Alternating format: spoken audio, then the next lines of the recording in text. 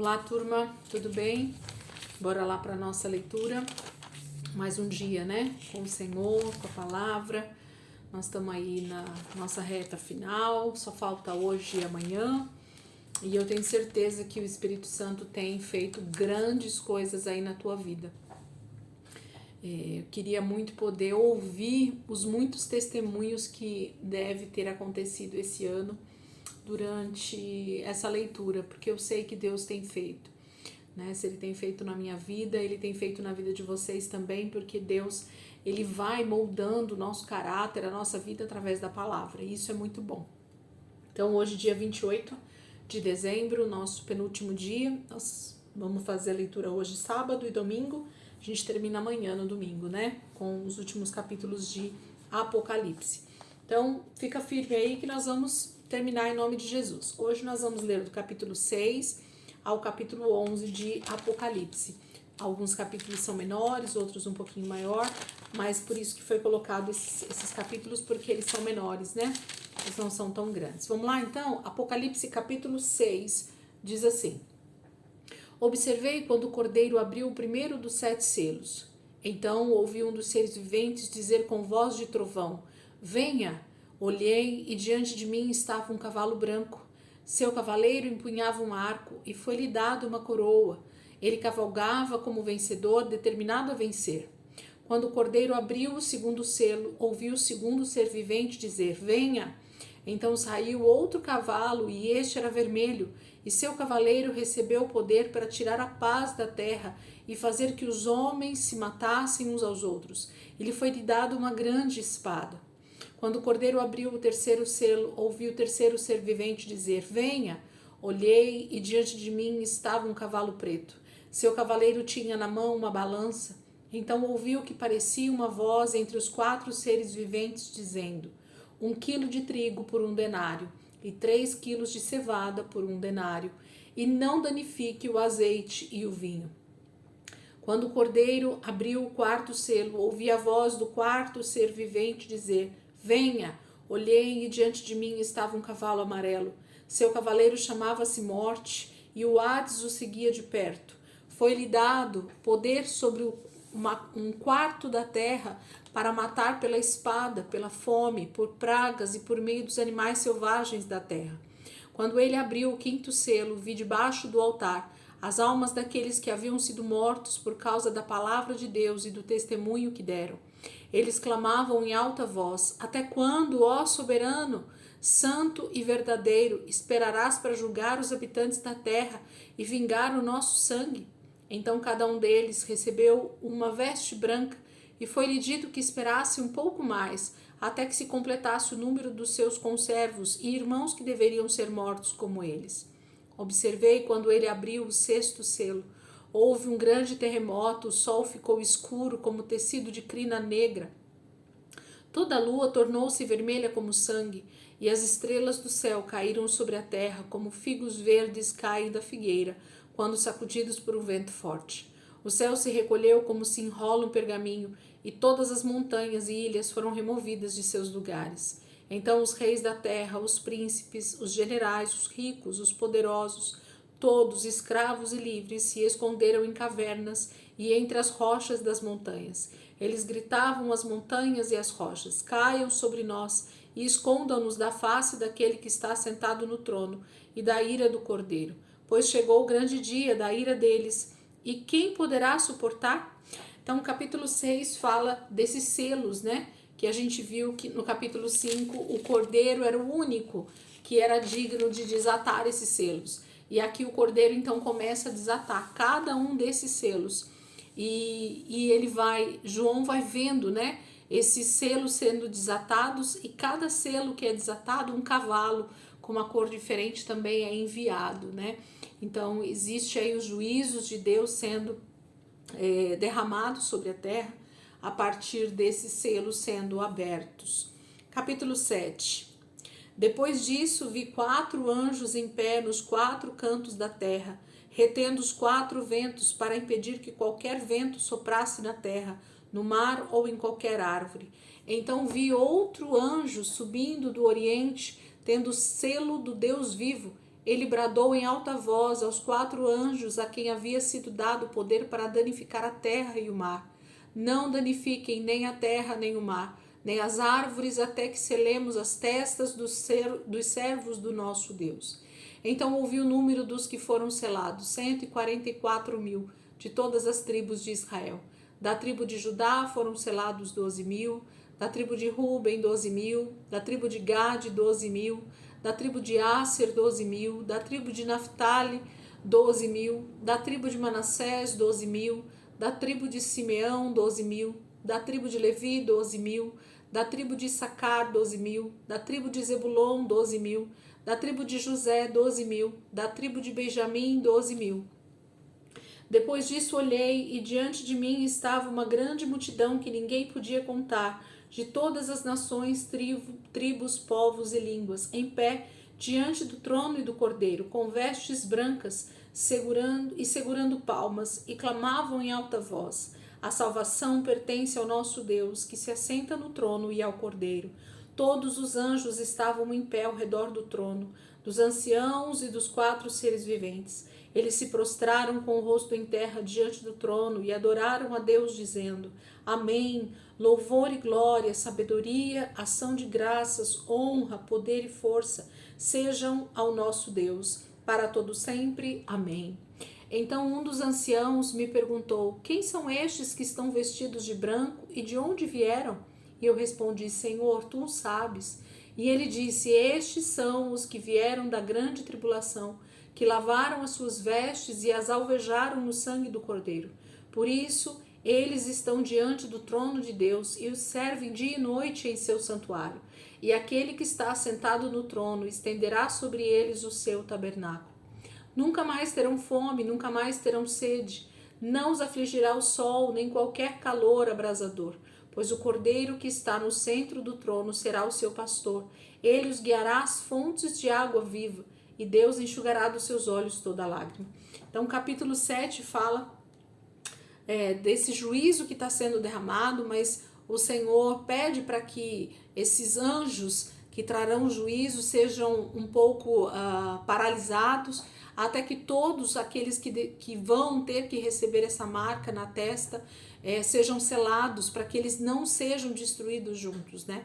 Então há uma marca sendo colocada nesses 144.000 que vão fazer com que eles não sejam destruídos junto com os juízos de Deus na terra. Gente, não vale a pena a gente de alguma maneira abrir aqui o assunto para tentar falar sobre Apocalipse, né? É um livro que a gente precisa estudar, é um livro que a gente precisa meditar.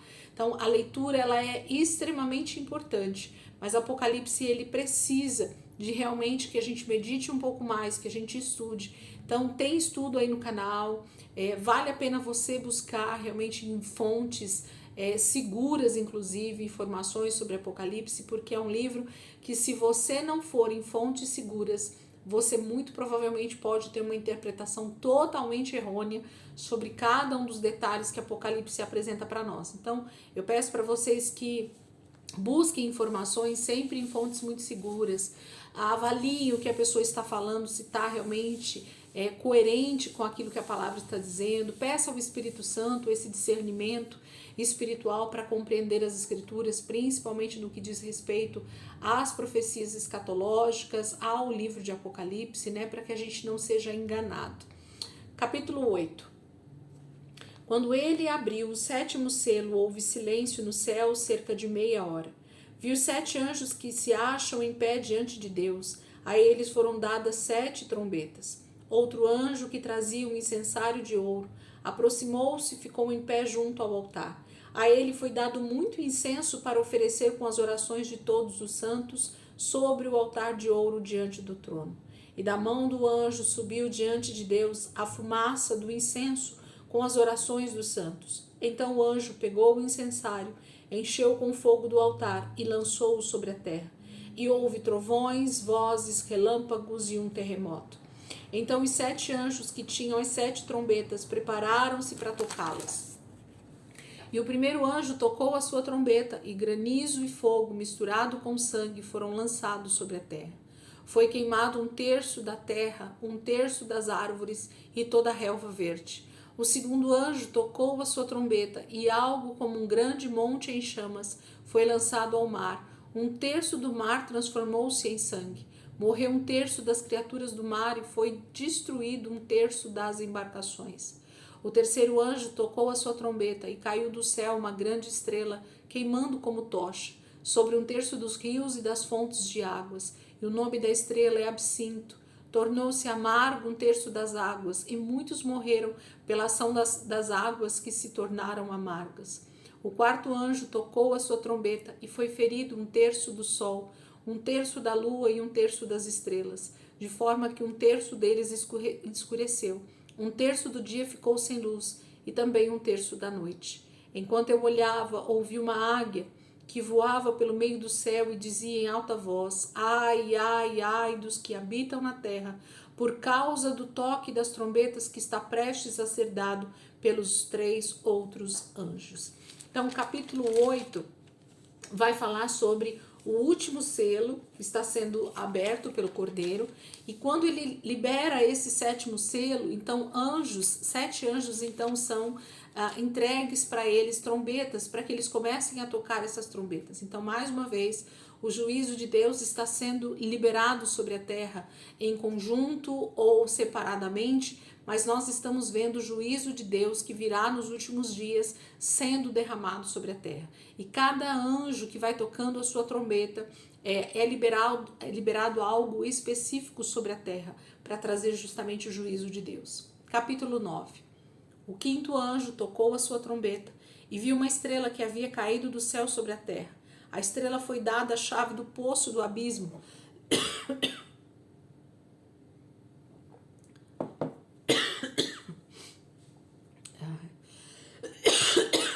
Quando ela abriu o abismo, subiu dela fumaça como a de uma gigantesca fornalha. O sol e o céu escureceram-se com a fumaça que saía do abismo. Da fumaça saíram gafanhotos que vieram sobre a terra. Lhes foi dado poder como dos escorpiões da terra.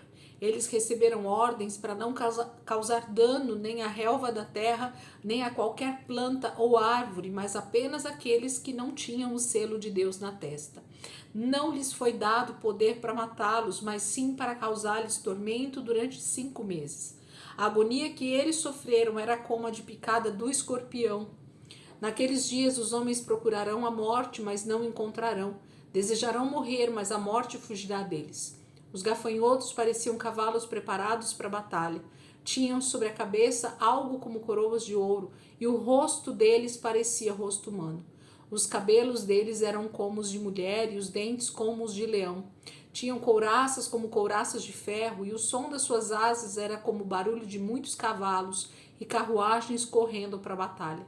Tinham caudas e ferrões como de escorpiões, e na cauda tinham poder para causar tormento aos homens durante 5 meses.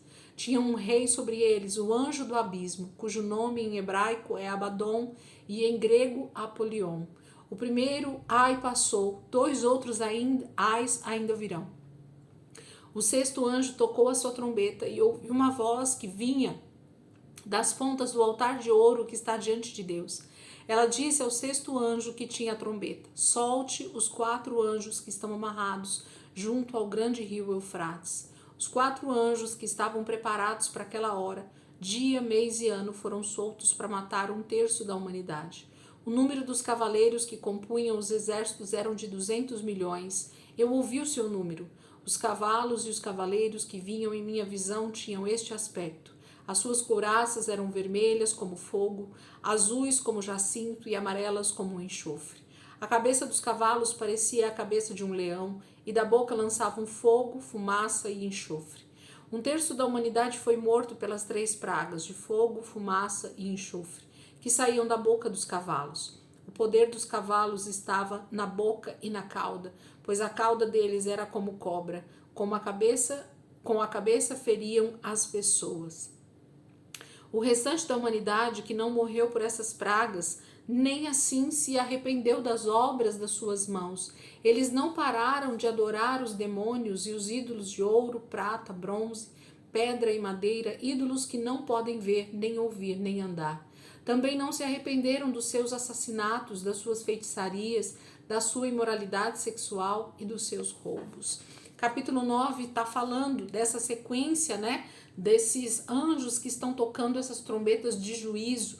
E no final, ele diz que esses cavalos e cavaleiros que são liberados ali pelo Senhor também para fazer essa destruição, faz tudo aquilo para o qual eles foram designados. E mesmo assim, aqueles que ainda permaneciam vivos não se arrependiam das suas más obras. Como é terrível, né? Quando o nosso coração ele é obstinado, quando nós não conseguimos encontrar em Deus o real refúgio, né? A real realidade daquilo que nós precisamos como pecadores. É muito triste isso. Capítulo 10. Então vi outro anjo poderoso que descia dos céus. Ele estava envolto numa nuvem e havia um arco-íris acima de sua cabeça. Sua face era como o sol e suas pernas eram como colunas de fogo. Ele segurava um livrinho que estava aberto em sua mão, colocou o pé direito sobre o mar e o pé esquerdo sobre a terra, e deu um alto brado como o rugido de um leão. Quando ele bradou, os 7 trovões falaram. Logo que os 7 trovões falaram, eu estava prestes a escrever, mas ouvi uma voz dos céus que dizia: cele o que disseram os 7 trovões, mas não o escreva.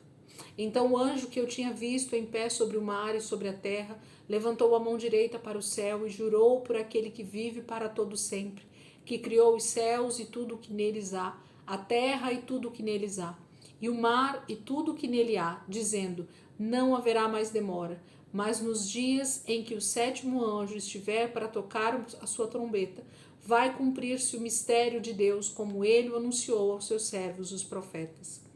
Depois falou comigo mais uma vez a voz que eu tinha ouvido falar dos céus. Vá, pegue o livro aberto que está na mão do anjo, que se encontra em pé sobre o mar e sobre a terra. Assim me aproximei do anjo e lhe pedi que me desse o livrinho. E ele me disse: pegue-o e coma. Ele será amargo em seu estômago, mas em sua boca será doce como mel. Peguei o livrinho da mão do anjo e o comi. Ele me pareceu doce como mel em minha boca, mas ao comê-lo senti que o meu estômago ficou amargo. Então me foi dito: é preciso que você profetize de novo acerca de muitos povos, nações, línguas e reis.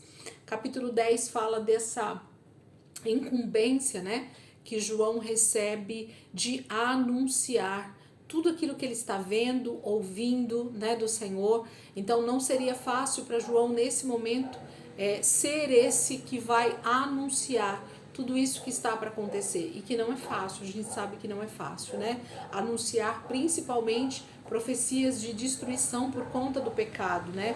Cada vez que a gente anuncia o juízo de Deus para as nações, para as pessoas, elas têm a tendência de recusar tudo aquilo que a gente está falando, porque diz respeito ao seu próprio pecado, né? Diz respeito à nossa maldade, diz respeito à nossa desobediência a Deus. Capítulo 11.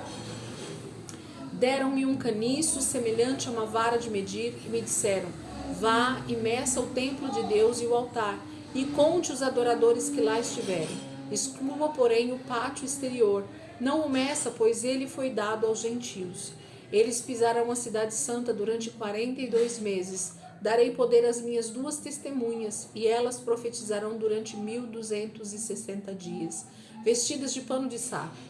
Estas são as 2 oliveiras e os 2 candelabros que permanecem diante do Senhor da terra. Se alguém quiser causar-lhes dano, da boca deles sairá fogo que devorará os seus inimigos. É assim que deve morrer qualquer pessoa que quiser causar-lhes dano. Estes homens têm poder para fechar o céu, de modo que não chova durante o tempo em que estiverem profetizando, e têm poder para transformar a água em sangue e ferir a terra com toda sorte de pragas quantas vezes desejarem. Quando eles tiverem terminado o seu testemunho, a besta que vem do abismo os atacará e irá vencê-los e matá-los. Os seus cadáveres ficarão expostos na rua principal da grande cidade, que figuradamente é chamada Sodoma e Egito, onde também foi crucificado o seu Senhor. Durante 3 dias e meio, gente de todos os povos, tribos, línguas e nações contemplarão os seus cadáveres e não permitirão que sejam sepultados. Os habitantes da terra se alegrarão por causa deles e festejarão, enviando presentes uns aos outros, pois esses 2 profetas haviam atormentado os que habitam na terra. Mas depois dos 3 dias e meio, entrou neles um sopro de vida da parte de Deus, e eles ficaram em pé, e um grande terror tomou conta daqueles que os viram. Então eles ouviram uma forte voz do céu que lhes disse: subam para cá. E eles subiram para os céus numa nuvem, enquanto os seus inimigos olhavam. Naquela mesma hora houve um forte terremoto, e 1/10 da cidade ruiu. 7.000 pessoas foram mortas no terremoto. Os sobreviventes ficaram aterrorizados e deram glória ao Deus dos céus. O segundo ai passou, o terceiro ai virá em breve. O 7º anjo tocou a sua trombeta, e houve fortes vozes no céu que diziam: o reino do mundo se tornou de nosso Senhor e do seu Cristo, e ele reinará para todo sempre. Os 24 anciãos que estavam assentados em seu trono diante de Deus prostraram-se sobre seus rostos e adoraram a Deus, dizendo: graças te damos, Senhor Deus Todo-Poderoso, que és e que eras, porque assumiste o teu grande poder e começastes a reinar.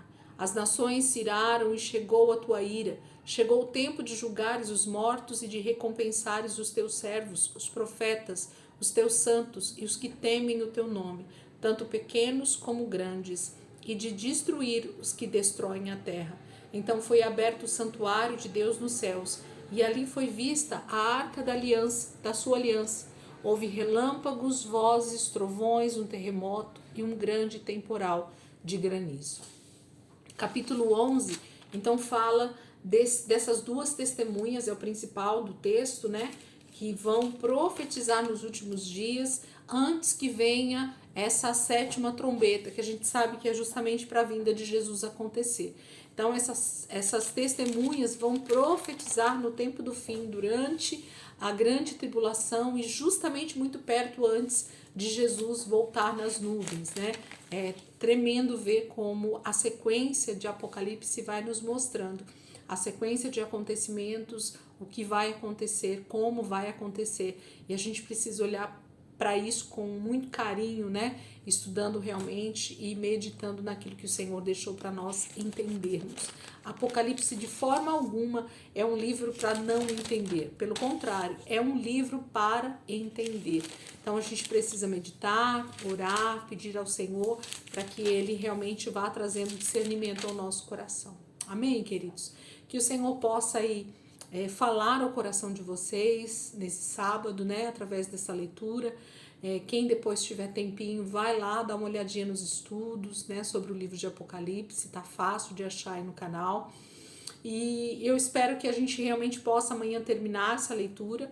Amanhã nós temos os outros capítulos aqui de Apocalipse, mas se alguém quiser fracionar, eu vou ver até amanhã como que vai ficar o meu dia, né? Se eu ver que vai ser muitos textos para um dia só, talvez eu faça em 2 dias aí o restante de Apocalipse.